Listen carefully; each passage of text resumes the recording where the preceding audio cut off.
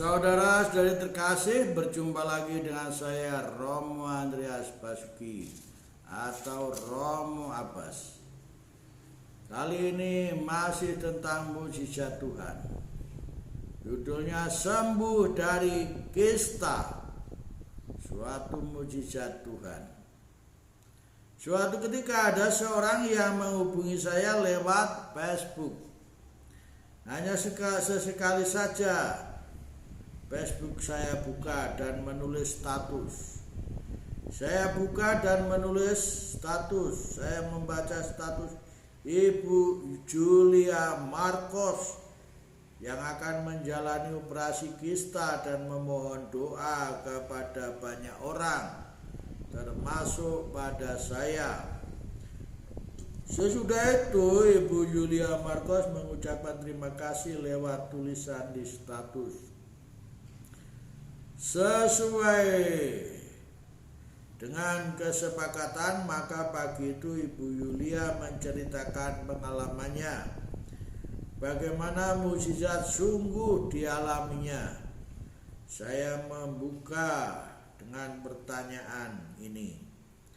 Saya membaca status ibu waktu sudah sembuh, lalu mengucapkan terima kasih banyak pada nama yang mendoakan ibu ya. Pernyataan bahwa ibu punya penyakit kista itu dari dokter atau dari mana? Bagaimana bisa menjadi sembuh? Lalu Ibu Marcos menceritakan sebagai berikut. Cerita ini saya kutip utuh tanpa banyak perubahan, termasuk dalam gaya tutur kata-kata yang digunakan.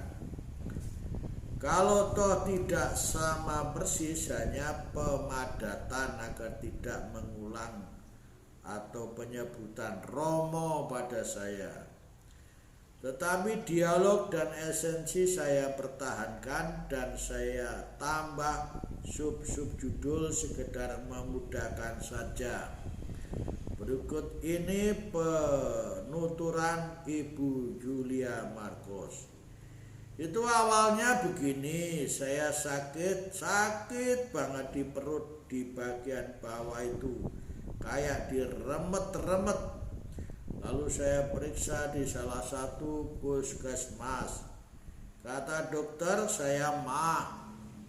Lalu saya dikasih oleh dokter itu obat mah.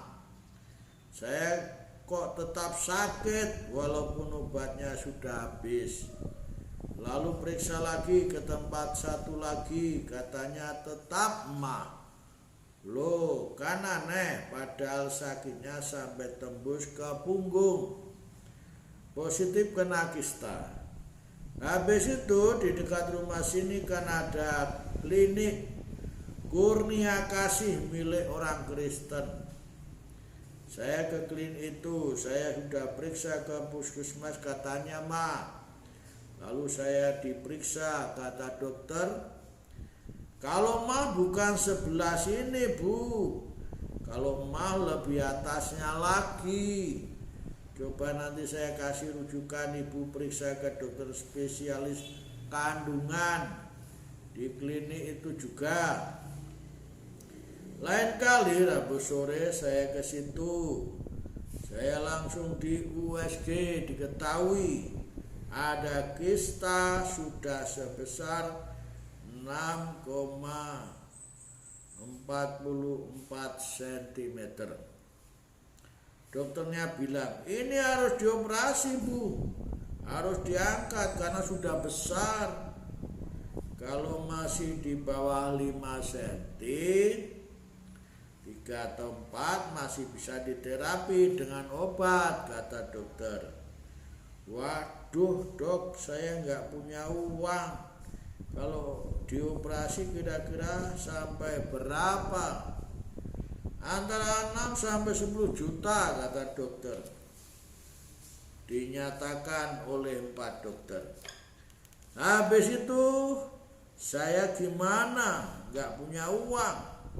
Saya pulang. Saya ngomong ke dokter puskesmas lagi bahwa ada kista. Diperiksa, dikasih karunia itu. Saya dirujuk ke rumah sakit daerah. Kalau rumah sakit daerah kan tidak bayar. Di rumah sakit Dr. Suwandi, saya diperiksa lagi, di USG lagi, kata dokter, iya memang ada kista Bu. Ini memang harus dioperasi dan tidak bisa diterapi dengan obat. Samakan pernyataannya dengan dokter klinik, dikasih karunia. Tentu saja saya masih belum pasti lagi. Saya periksa lagi ke rumah sakit Islam di Ampel Al-Isyad. Pernyataannya sama. Ada kista sebesar 6,44 cm dan tetap harus diangkat, tidak bisa diterapi. Jadi sama lagi pernyataannya. Sudah 3 rumah sakit dan 3 dokter sama mengatakan ada kista dan harus diangkat. Saya kembali ke puskesmas lagi, ini gimana? Saya tidak ingin dioperasi lagi. Saya sebenarnya tidak mau ada penyakit di dalam tubuh saya. Tapi bagaimana kalau saya harus dioperasi, tidak mau di rumah sakit Dr. Suwandi? Kalau saya dirujuk ke rumah sakit Dr. Sutomo, rumah sakit yang lebih besar lagi. Tapi sama, ada kista dan jenis coklat, maksudnya katanya jenis daging. Jadi bukan lagi segumpal darah atau gaji, tetapi ukurannya sama, 6,44 cm. Memang harus dioperasi Bu, tidak bisa diterapi obat, kata dokter. Selama 1 bulan saya harus mondar-mandir rumah sakit. Lalu persiapan operasi saya harus diperiksa darah, paru-paru, juga anestesi dan lain-lain untuk persiapan operasi.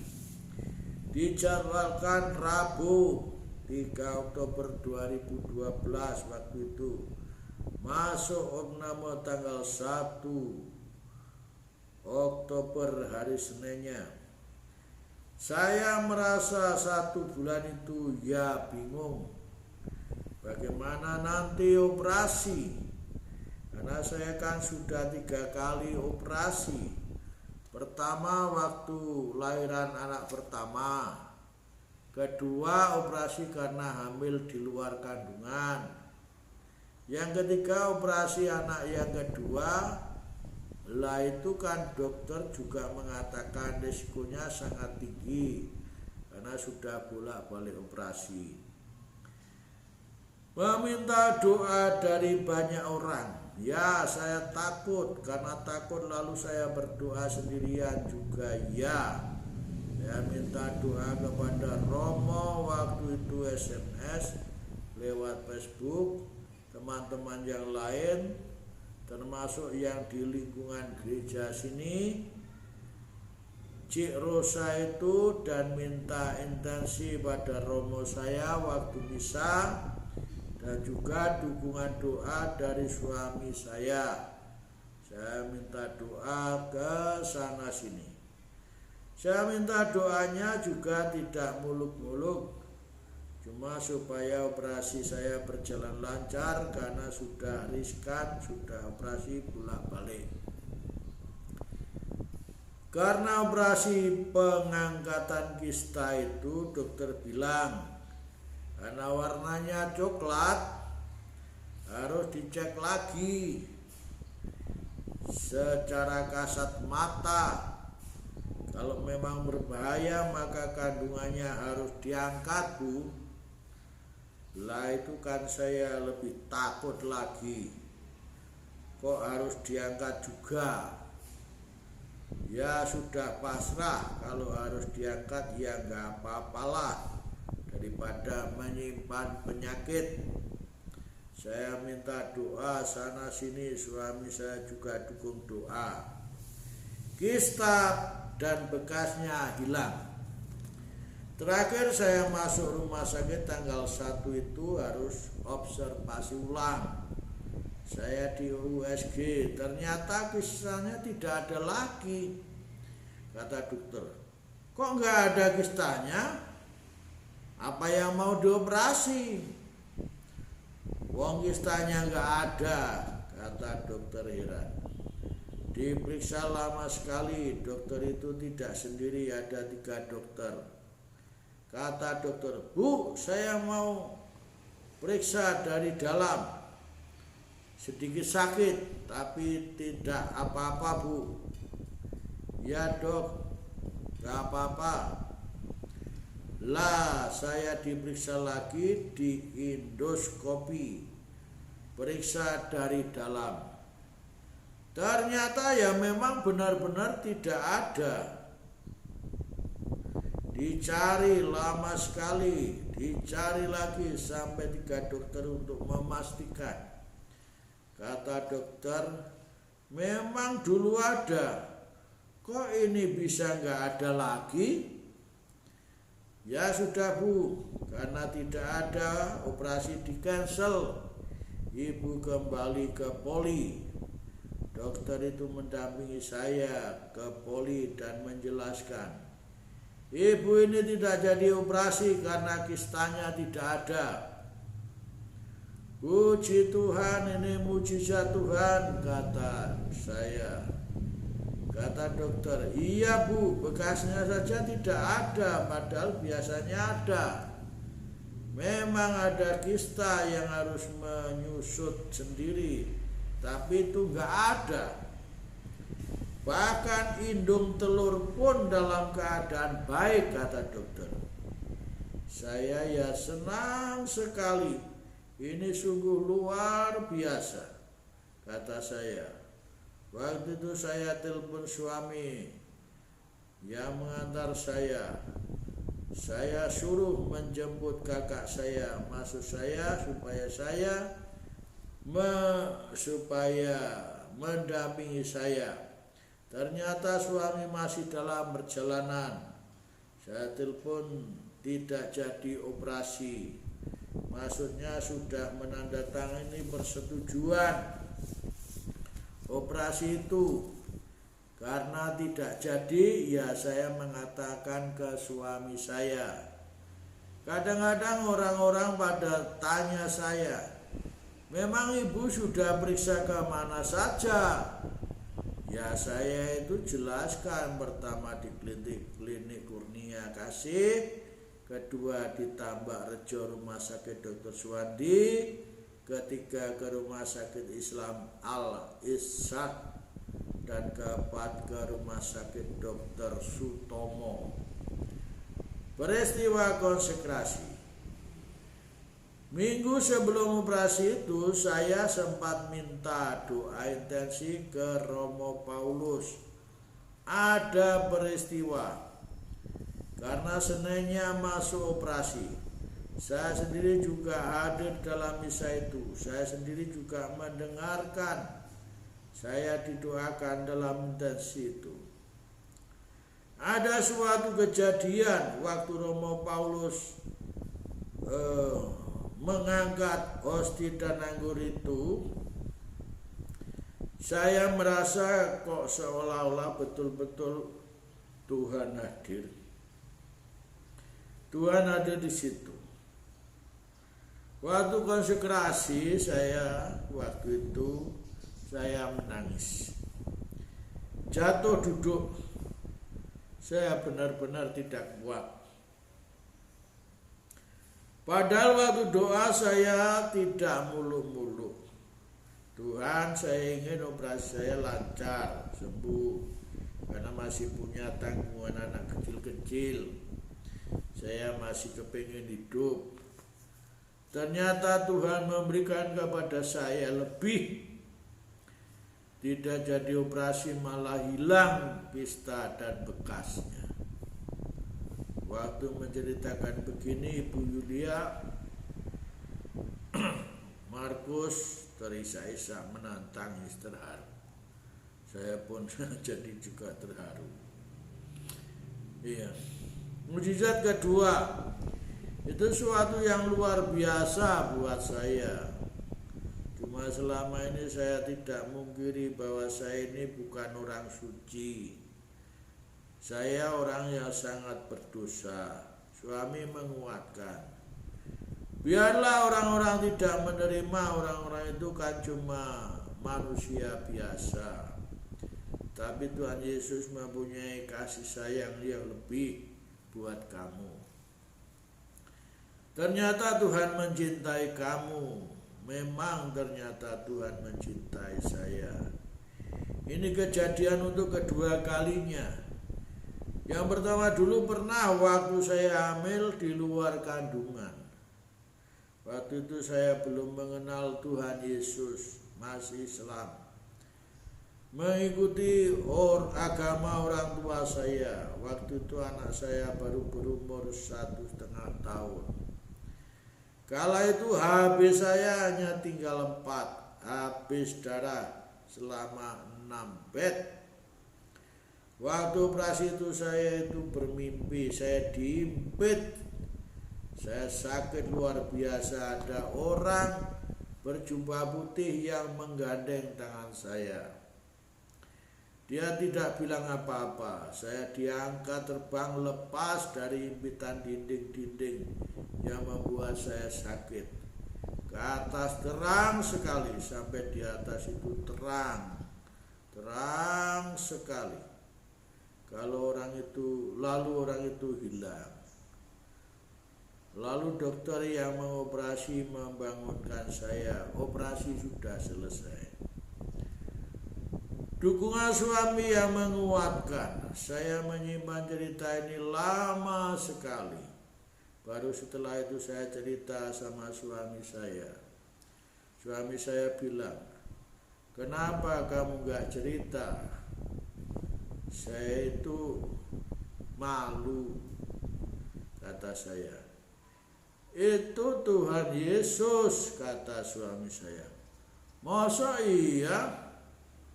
Kata saya. Sebelumnya saya sudah doa, Tuhan, kalau seandainya hidup saya ini diambil, saya pasrah. Waktu itu sudah menyebut Tuhan itu ya Tuhan Yesus, begitu. Karena suami saya taat dan rajin doa. Sesudah itu saya mulai kehidupan saya yang baru. Saya ikut ke gereja. Saya mengantar anak ke sekolah minggu. Lalu anak-anak saya sudah besar mengantar untuk mesdinar. Saya ikut katekumen tetapi tidak bisa dibaptis karena terbentur administrasi. Suami ditinggalkan istri sehingga sebenarnya menikah secara Katolik. Saya kecewa menjadi kendor lagi. Kenapa saya ditolak? Padahal niat saya itu sungguh-sungguh. Suami selalu menguatkan saya. Biarpun orang-orang menolak kita sekalipun, tetapi Tuhan Yesus kan menerima kita. Begitulah cerita Ibu Yulia Markus kepada saya lewat handphone. Sebagai data, cerita disampaikan kepada saya pada hari Jumat tanggal 19 Oktober 2012 pukul 7.45 dengan ukuran file 24 MB dengan durasi 27.08 menit. Mengapa saya sebagai pastor bersedia melayani umat yang memohon doa dan mendengarkan keluh kesah, mencurahkan hati atau pengalamannya? Jawabannya sederhana. Seorang imam harus berdoa bukan untuk diri sendiri, Tetapi untuk umat manapun ia disebut alter Kristus atau Kristus yang lain. Kristus bersabda, "Marilah kepadaku kalian semua yang letih lesu dan berbeban berat, aku akan memberikan kelegaan kepadamu." Injil Matius bab 11 ayat 28. Maka mendengarkan keluhan dan harapan umat untuk saya bukan saja selayaknya, tetapi sudah seharusnya. Biasanya setelah mencurahkan hatinya, apalagi di ruang pengakuan, kelegaan itu sungguh didapatkan. Semoga kesaksian Ibu Yulia Marcos yang telah saya bacakan tadi memberikan hikmah dan menguatkan iman kita kepada Yesus Kristus. Yesus Kristus pembuat mukjizat dan sang penyembuh sejati. Tuhan memberkati kita. Amin.